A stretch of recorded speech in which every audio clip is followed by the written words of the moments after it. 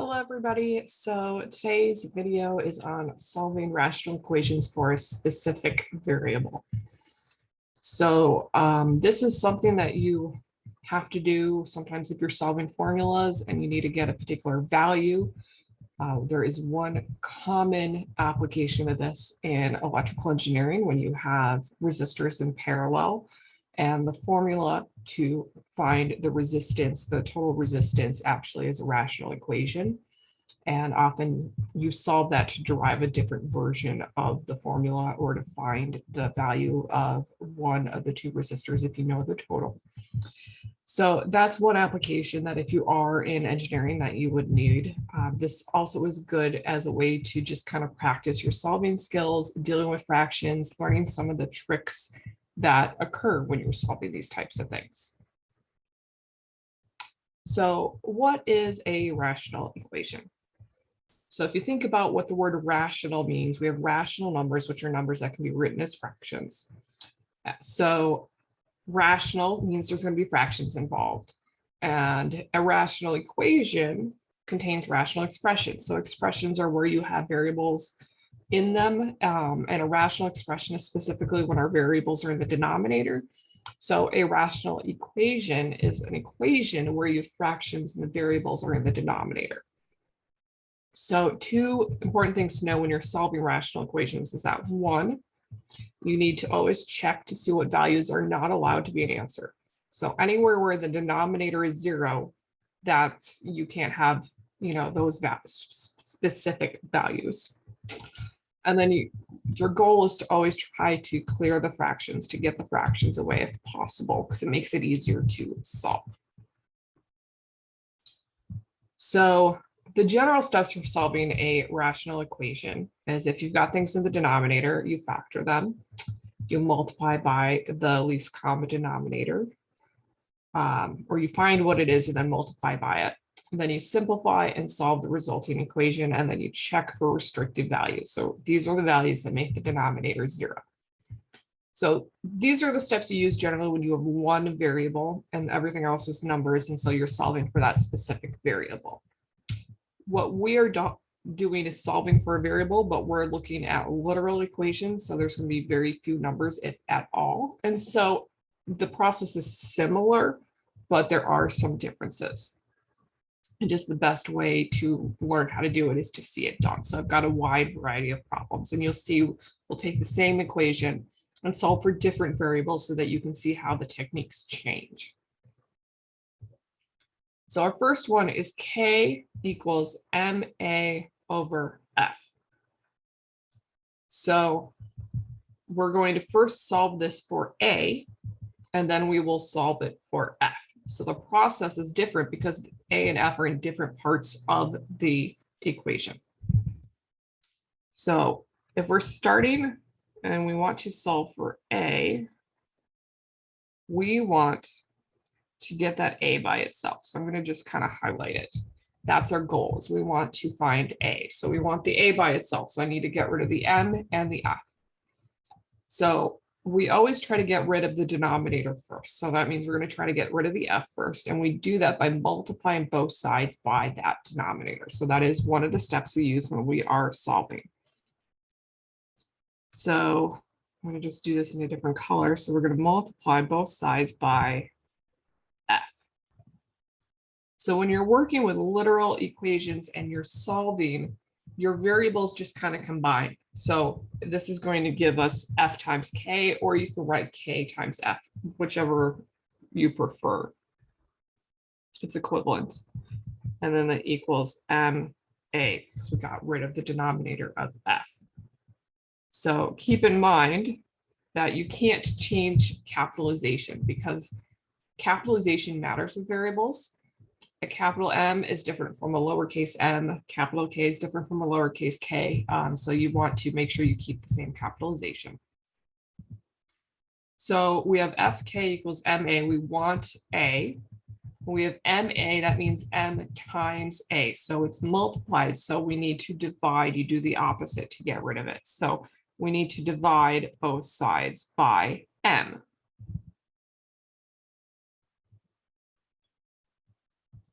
And And so that gives us fk over m equals a. So you're just literally writing what you have.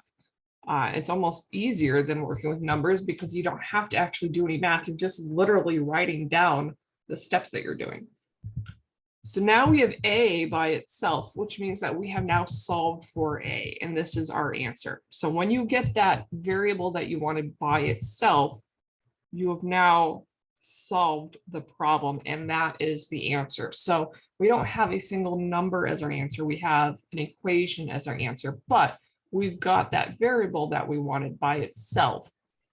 And so now if you were to use this, you can plug in your values for f, k, and m, and you can find out what a is equal to. So if we're going to solve for a different variable, if we're going to solve for f instead, it's slightly different. So in this case, we need to get f by itself. And f is now in the denominator. Now, if you're solving for something that's in the denominator, you need to get it out of the denominator. So we're still going to multiply both sides by f. So you can see that the first step is the same. We're getting rid of the fractions. So we're multiplying both sides by f. So we have fk equals ma. But we are solving for f instead of a. So our next step is different because now we want f by itself. So we want to get rid of the k. And you do this by dividing by k. So when we're solving for a, we divided by what was in front of the a. Here we're dividing by what's with the f. So we're going to be dividing by k on both sides. And so we get f equals ma over k. And so now that we've got f by itself, we have successfully solved for that variable f. And you can plug in your numbers, ma, your number for m, your number for a, for k, you can plug those in. And the whole reason you're learning this skill is that sometimes if you have to do the same calculation over and over again, it's easier to solve for that variable and then just plug in your numbers versus plug it in the numbers first and then solve. It will be faster. Like if you know that you're using this formula and you have to find f a lot, then it's just easier to solve the equation for f so that all you have to do is plug in numbers. So there is an advantage to solving these equations if if it's not in the form that you want it to be in.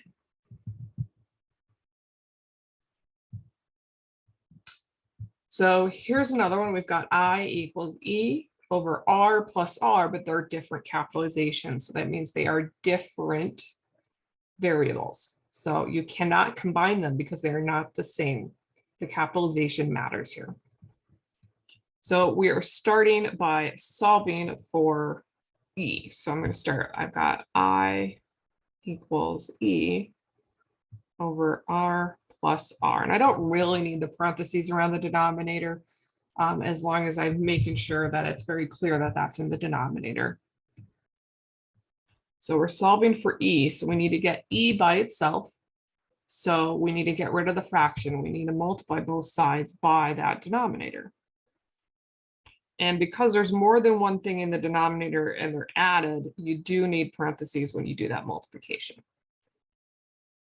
So we're multiplying both sides by R plus R, but with a different capitalization. Now, when you're working with literal equations like this, you don't have to distribute. You can leave it as it is. And usually if there's a single thing, we put it in front of the variables or the parentheses. So I'm going to put I in front and then the R plus R, though that doesn't really matter. And now I have E by itself. So I've successfully solved for E. I don't have to distribute. All I wanted to do was get E by itself. I've done that. So don't do more work than you have to. If you've got your variable by itself, that's what you wanted, then you stop. Now, if we're solving for R, it is a little bit different. So we're solving for capital R, so I need to get capital R by itself. So we have to do the same first step, get rid of fractions. So I'm going to be multiplying both sides by r plus r.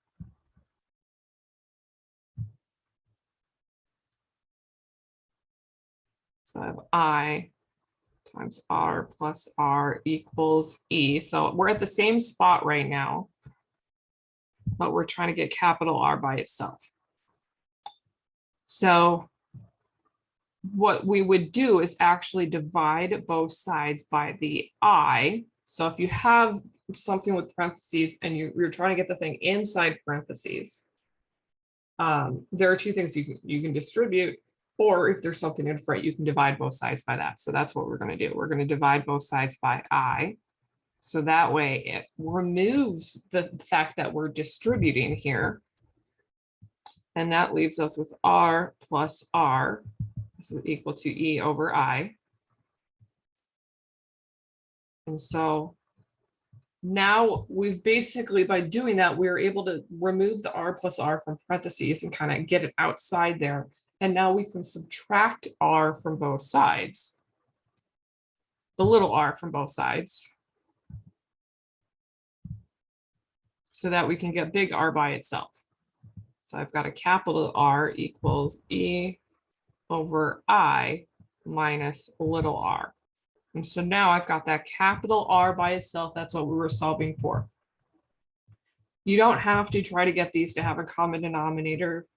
If you want, you can, but you don't have to. Your goal is to get capital R by itself. And so you're still following the steps of solving. We multiply both sides to get rid of the fraction. In this case, we did our division before our subtraction just because it made it easier based off of what we're trying to get. And I mean, I'm going to put a little star by this step because in general, if you were trying to solve for something that's inside parentheses like this, you are going to want to divide by what's in front in order to kind of get it out of the parentheses. So that is a little trick that you can use. There are other cases where you might need to distribute or factor. So this is one trick, is to divide by what's in front, and now that it's out of parentheses, and then you can isolate. So just a little star by that trick, because that is something that you use when you have things like this.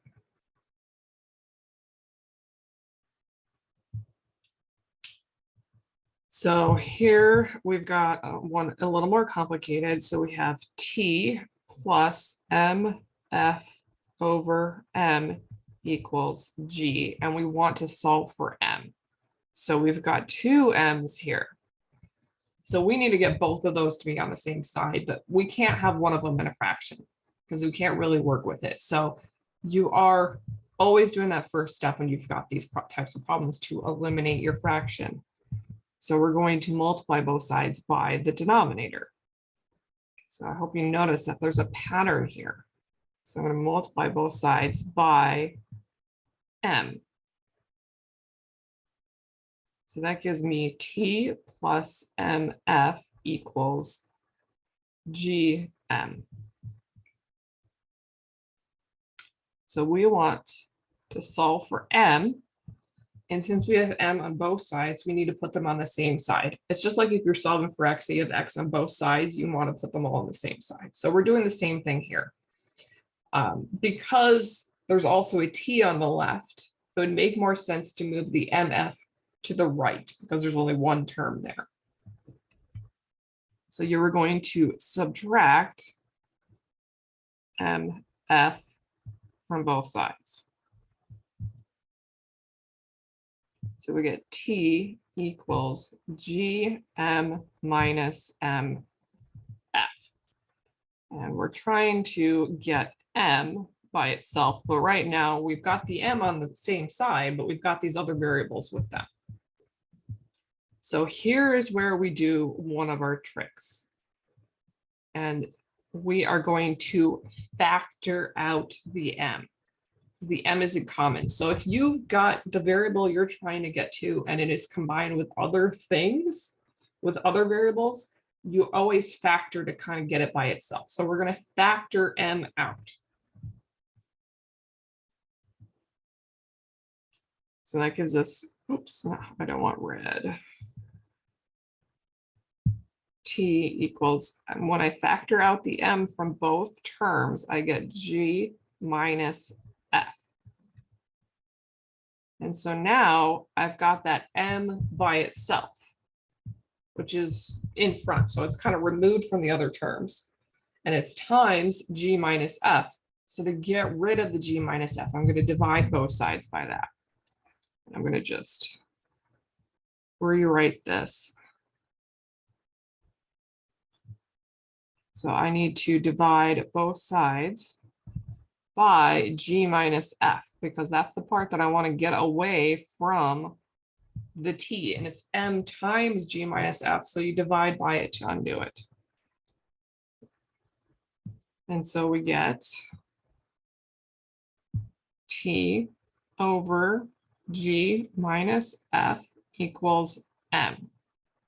So now I've got my M by itself. And so the trick here that we had to do is there was a couple tricks. First, I mean, always get rid of your fraction.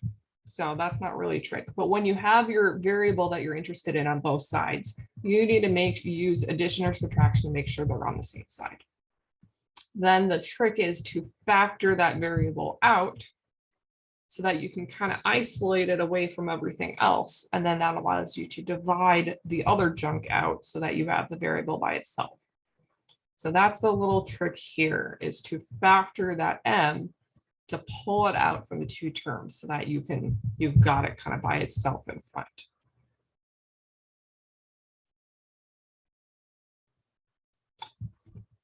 Okay, so here we've got 1 plus RT equals A over P.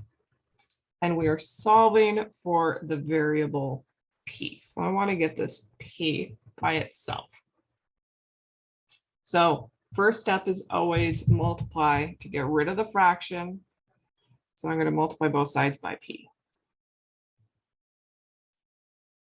Now notice when I do that, the 1 plus RT, that I'm multiplying by both of those things, so you want to put it in parentheses.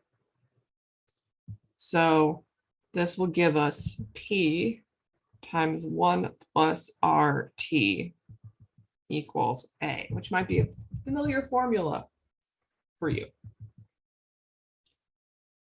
So we need to make sure that that 1 plus RT is in parentheses because that whole thing is being multiplied by P. And I didn't multiply the 1 by P and the RT by P because I want to keep the P kind of separate from everything else because that's what I'm trying to solve for. So now I can divide by 1 plus RT to get the P by itself. That's why I didn't distribute. You kind of don't want to distribute when you're solving things like this. So we're going to divide by 1 plus RT on both sides. And that will give us P, and get the right color, P equals A over 1 plus RT. And so now you've solved for P. You've got P by itself. So we had to get rid of the fraction like we do for all of these. And then you don't distribute because you want to divide by the things in parentheses to get that P by itself.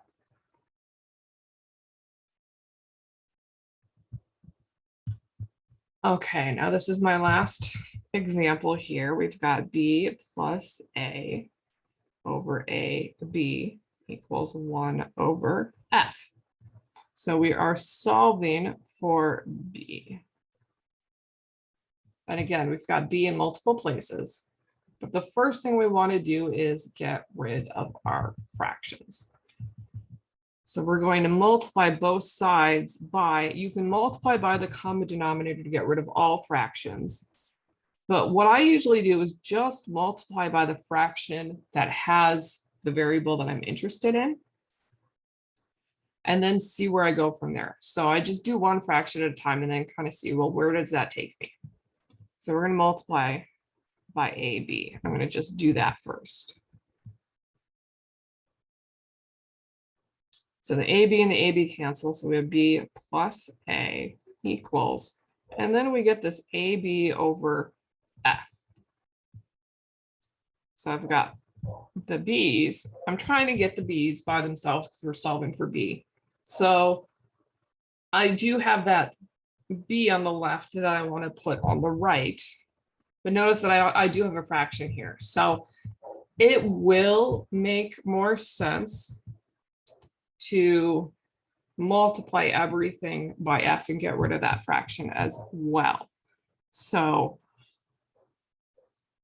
I could do that. I like to do it just in 2 separate steps, just, to kind of see what's going on here. So that gives me F times B plus A equals AB. So I got my B's. So I need to get my B's on the same side. But the problem is now I have a B inside parentheses. And I need to get the B outside of parentheses. Now, when we did this in a previous example, we divided by what was in front. But that will just take us back to where we were. That works great as long as you don't have a variable you're looking for on both sides. But in this case, that's not going to work for us because then we're just undoing what we did. So in this case, this brings us to our next little trick thing. And this is when you do this, when you have the variable on both sides, one's inside parentheses, one is not. In this case, we have to distribute. And so we're going to do F times B and then F times A. And then this gives us equal to AB. So we need to do this because our other trick, divided by what's in front, won't work. It just takes us back to where we were. So when you're solving literal equations like this, it's kind of like, well, let me try this, see what happens. And then, okay, that, where can I go from here? And is that helpful or does it undo what I did? It involves some kind of thinking ahead. You're kind of thinking about, well, what happens if I do this? So now I've got my variable on both sides. And so now I'm in a situation like when we were solving for M right here, where we need to subtract to put it on the other side.